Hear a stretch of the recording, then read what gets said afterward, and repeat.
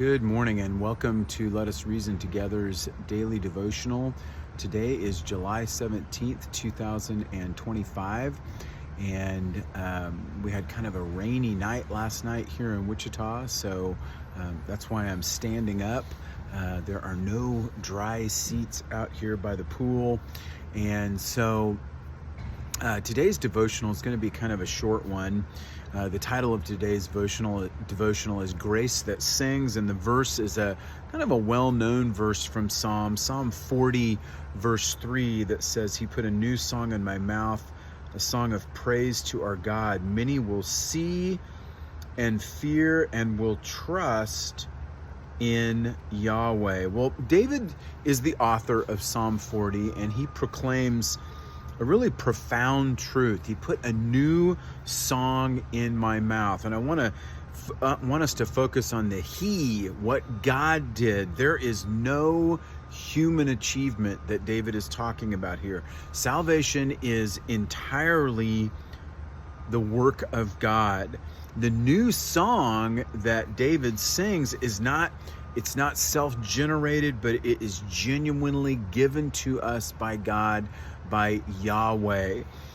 Before we can sing, we have to be rescued. Psalm 40, verse 2, the prior verse describes God rescuing David from the pit of destruction and the miry clay and setting his feet upon a high, kind of dry rock. This is a picture of God's regenerating grace.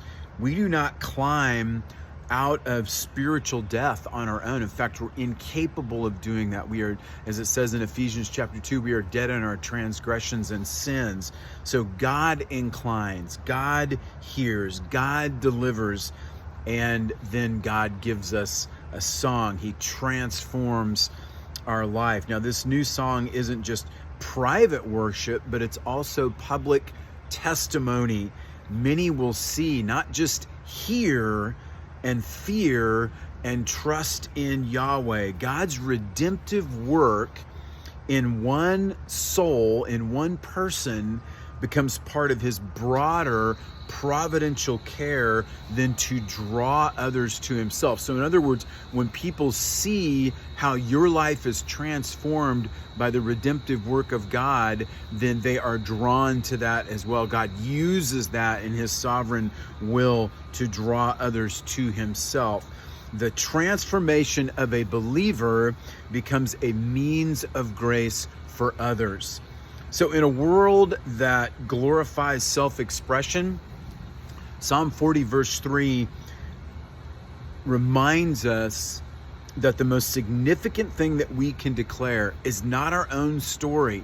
In fact, I'm bothered sometimes when people give their testimonies and it focuses all on them and their struggles and all this and how they changed and all this. But no, really the real testimony is God's work in us. Our testimonies are not center stage. The story is not about you. The story is about what God has done in your life. You're not the hero of your own story, in other words. God it is, and God's mercy is. Our song is new, not because it's novel, but because it is born of divine transformation, divine renewal.